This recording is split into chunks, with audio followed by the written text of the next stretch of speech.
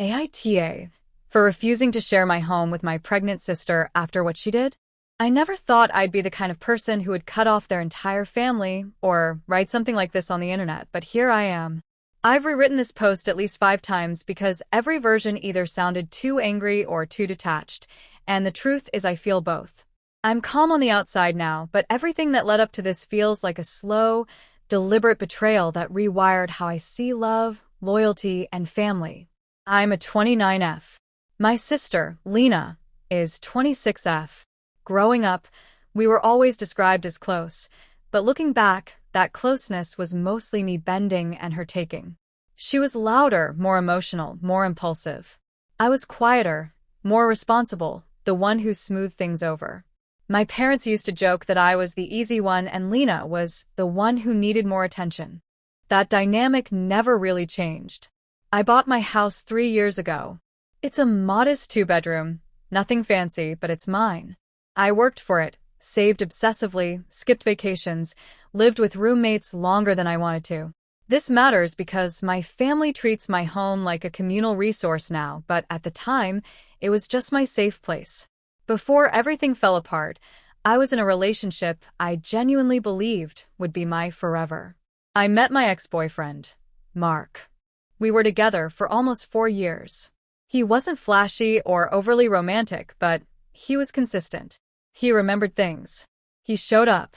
He talked about the future in a way that felt steady instead of grand. We talked about marriage in the vague but serious way people do when they're testing the idea without wanting to scare each other. In our 3rd year together, he started hinting more openly, talking about rings he liked, asking what kind of proposal I'd hate, joking about how nervous he'd be. I didn't push him. I never wanted to be that person, but I let myself believe it was coming. Lena knew all of this.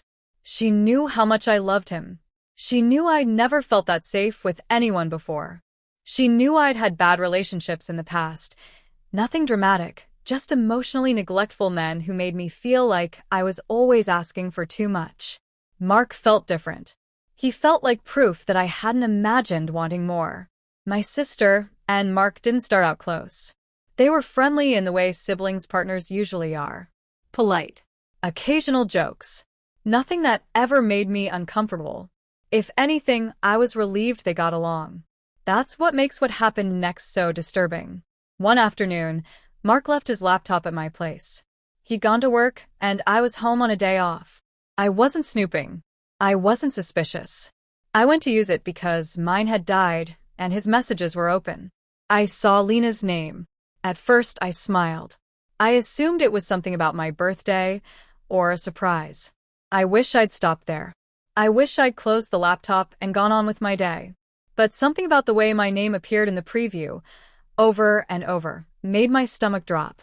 I opened the chat. What I read didn't feel real. Lena had reached out to him first. She framed it as concern. She told him she needed to warn him about me. She said she loved me, but she couldn't watch him walk into something blind. She told him I had a history of cheating, that I used people until I got bored, that I panicked when things got serious and sabotaged relationships, so I wouldn't be the one left. She said she'd seen it happen before and that he deserved the truth. None of it was true. I'd never cheated on anyone. I'd ended relationships when they stopped working, sometimes messily, sometimes late, but never dishonestly. She took my vulnerabilities, things I'd confided in her during late-night talks, and twisted them into something ugly. And Mark believed her. Or at least he wanted to. Reading his responses was worse than reading hers. He didn't challenge her. He didn't defend me. He asked questions. He thanked her for being honest.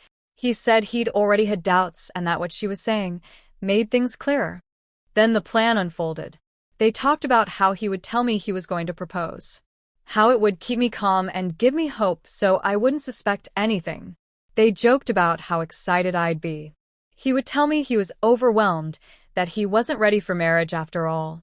Then he would ghost me. No closure. No explanation. He would move to another state for a fresh start. Everyone would assume he'd gotten scared of commitment. Then, after time passed and things settled, Lena would visit him. Quietly. I remember sitting on my couch, laptop in my hands, feeling something inside me just turn off. I didn't cry. I didn't scream. I felt cold, in a way I'd never felt before. I took photos of everything. Every message. Every plan. Then I closed the laptop and put it back exactly where it had been. When Mark came home that night, I looked at him and felt nothing. That scared me more than anger would have. Over the next few weeks, he followed the script they'd written together. He talked about rings. He asked my ring size. He told me he loved me in that soft, serious way that used to undo me. I smiled. I nodded. I played my part. Inside, I was grieving something that hadn't technically ended yet. I stopped initiating affection. I stopped planning things. I stopped imagining our future. He noticed, but instead of asking why, he seemed relieved. Like he could already feel himself leaving. One night, we went to a friend's birthday party. I drank more than I usually do, not to forget but to feel something other than numb. At some point, I ended up outside on the balcony with a guy I vaguely knew through friends. Evan. I don't know what possessed me to tell him everything. Maybe it was the alcohol. I told him about the messages, about the plan, about my sister. He didn't interrupt.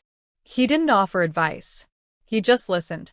And when I finally stopped talking, he said, "That's not a reflection of you. That's a reflection of who they are." I started crying then. Quietly. Ugly crying. The kind where you don't even bother wiping your face. He hugged me. I kissed him. I pulled back immediately, horrified, apologizing, saying I didn't know why I'd done that. He told me it was okay. That nothing else had to happen. That I deserved kindness. The next day was painfully awkward. I felt guilty even though, rationally, I knew Mark had already betrayed me in every way that mattered. Evan didn't push. He gave me space. A week later, I ended things with Mark. I didn't tell him why. I told him I felt disconnected and that I didn't see a future anymore. He didn't fight it. He barely looked surprised. He moved out 2 weeks later. I didn't tell anyone the truth. Not my parents. Not my friends. Not even Lena. I just disappeared emotionally. I focused on work. On my house. On rebuilding something inside myself. Evan and I started talking more. Eventually we started dating. It wasn't dramatic or rushed. It was gentle. Honest. He knew everything, and he never once made me feel broken for it. Months passed. Then Evan asked me a question that changed everything. Why are you still protecting them? I didn't have an answer. That was when I decided to tell my parents the truth. I didn't know yet that the day I chose to speak would be the same day my sister flew out to visit my ex. And I didn't know that telling the truth wouldn't set me free. It would cost me my family. Update. When I decided to tell my parents the truth, I didn't do it dramatically. I just reached a point where the silence felt heavier than the fallout. Evan had been patient. Too patient.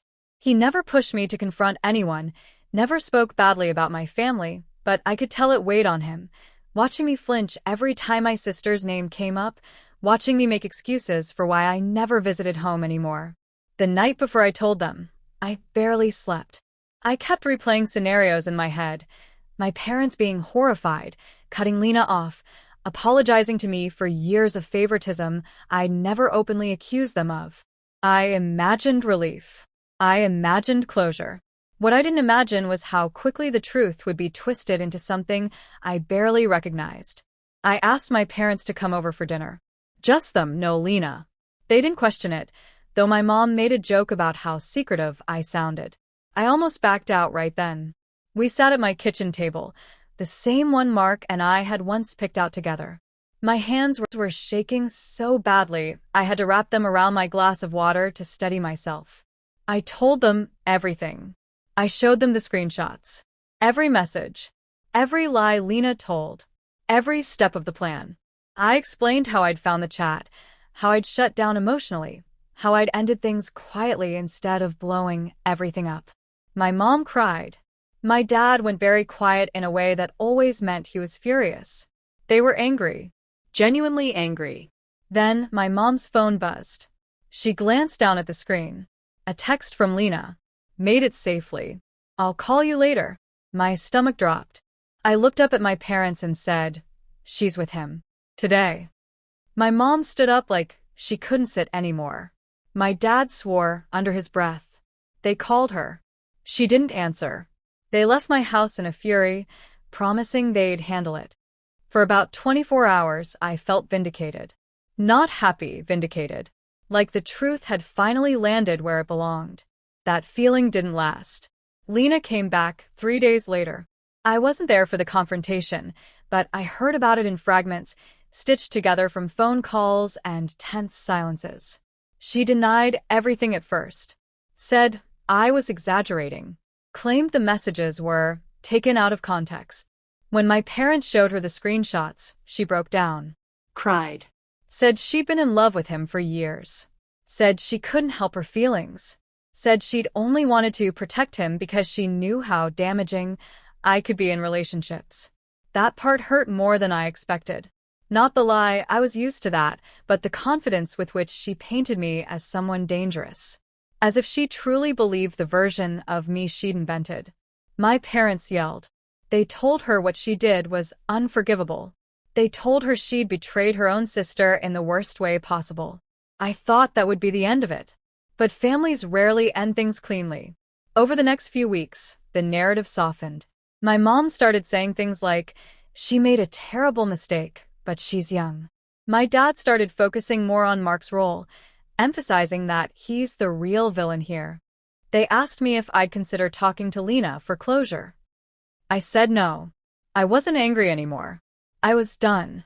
Then came the phone calls where my mom cried about how Lena wasn't sleeping, how she was depressed, how she hated herself. I was told Lena wanted to apologize but was too scared of me.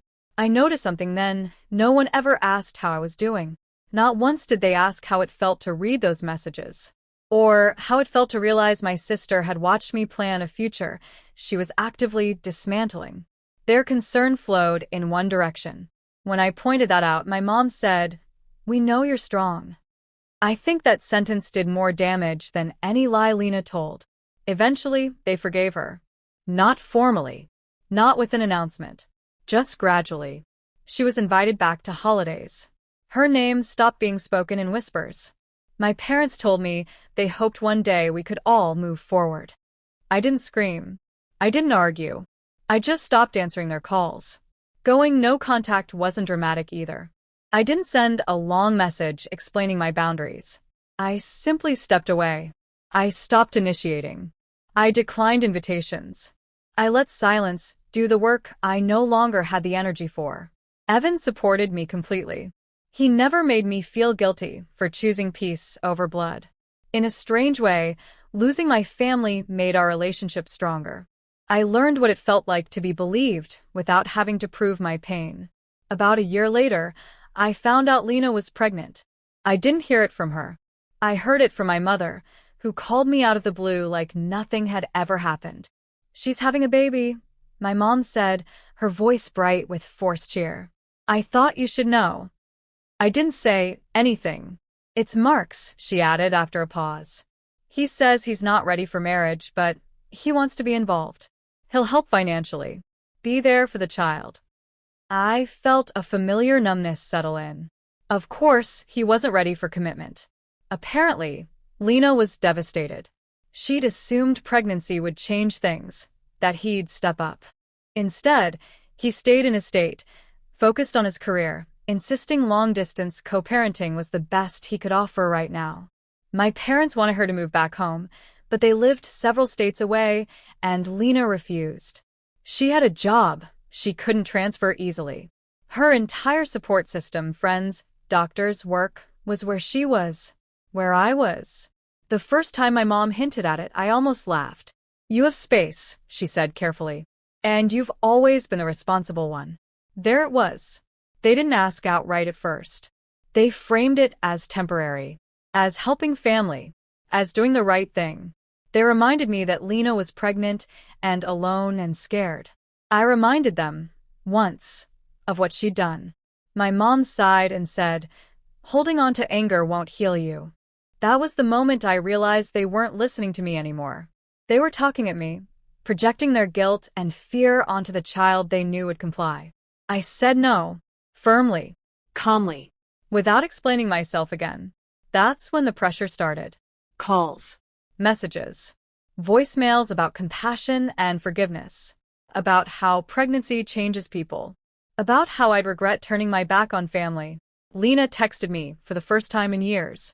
I know you hate me, but I need help. I wouldn't ask if I had another option. I stared at that message for a long time, because she did have another option, just not a comfortable one. I didn't respond. Instead, I started writing this post, because now my family is telling me I'm heartless for refusing to share my home with my pregnant sister. And I'm trying to understand how setting a boundary became a crime. Update. I didn't plan to see them again. After refusing to let Lena move in, I stopped responding entirely. No replies. No explanations. I blocked my sister and muted my parents' numbers. For a while, the silence felt clean, necessary, like finally closing a door that had been slamming into me my whole life. But silence doesn't mean peace, not right away. A few weeks after Lena's last message, I found myself driving toward my parents' house without fully deciding to. I told myself I just wanted closure. One final conversation. Something to mark the end of that chapter, so I could stop replaying arguments in my head. I didn't tell anyone I was going. Not Evan. Not a friend. I didn't even announce myself when I arrived. Their car was in the driveway. So was Lena's. I should have turned around. Every instinct told me to leave. But something in me, something tired of being the quiet one, the reasonable one, the one who swallowed everything, finally snapped. I knocked once and opened the door before anyone answered. My mom looked up from the couch and froze when she saw me. My dad stood halfway up like he couldn't decide whether to approach or retreat. And then my mom smiled, a hopeful, fragile smile. "Oh," she said softly. "You came." In that moment, I knew exactly what they were thinking. That this was it. That I'd finally softened.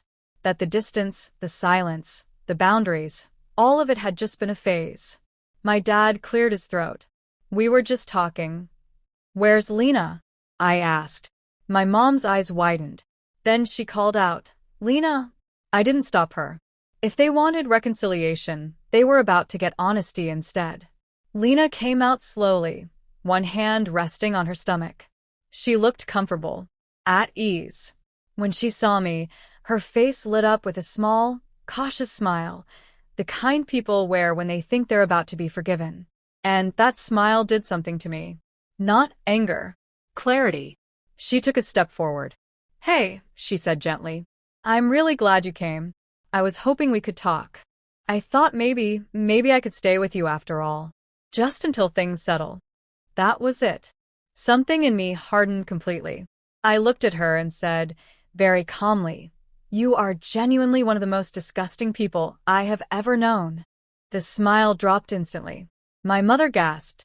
My father said my name sharply, but I didn't stop. "You didn't just betray me," I continued. "You planned it. You lied. You manipulated someone you knew I loved because you wanted what I had. And even after all that, you still couldn't keep him." Lena opened her mouth, but I cut her off. "You had to go after your own sister's boyfriend to even have a relationship," I said. "Because without stealing someone else's life, no one chooses you. And even then, you still failed." She started crying. Real tears. Loud ones. "You fed him lies about me," I went on. "You helped him plan to humiliate me.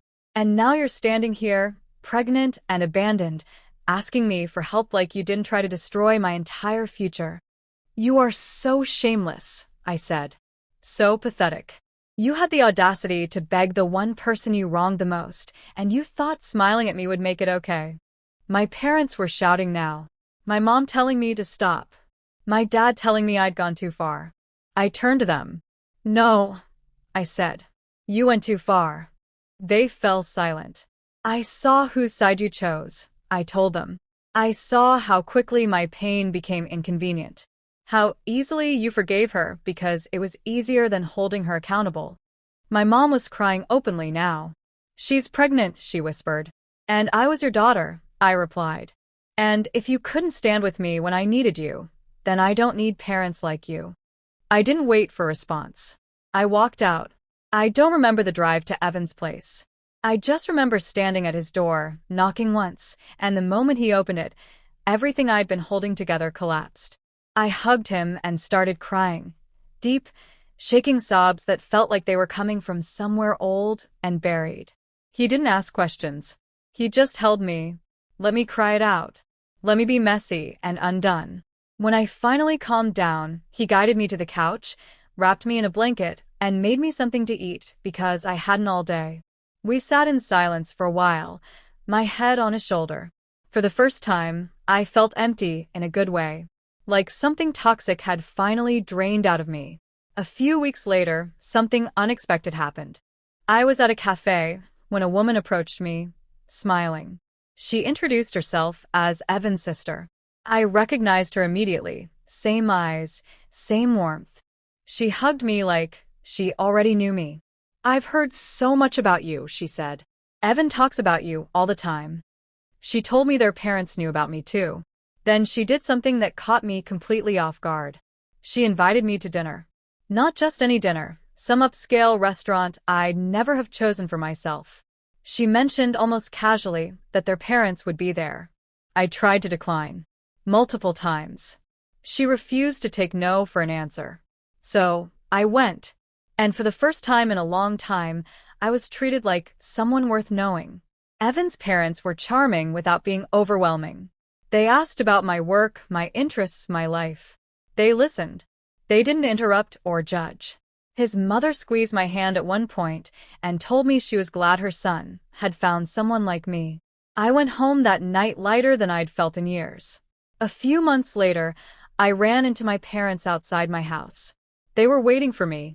They told me they'd rented an apartment together so they could support Lena during the pregnancy.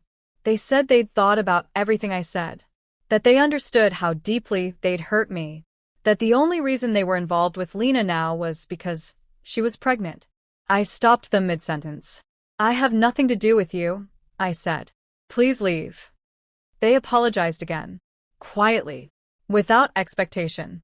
Then they left. And that was the last conversation we ever had. Life went on. A year passed. Lena had a baby girl. I heard about it through someone else. I felt nothing. No anger, no guilt. Just distance. Around the same time, Evan proposed. It wasn't flashy, just private, perfect, and real. I said yes without hesitation. We got married, surrounded by people who chose us, who loved us, without conditions. My parents weren't invited. They sent a congratulations letter. I didn't reply. Now, when I sit in my home, the same one I refuse to give up, I feel safe. Loved. At peace. So, AITA for refusing to share my home with my pregnant sister after what she did? Because if protecting my peace makes me the villain in their story, I'm okay with that. I finally chose myself.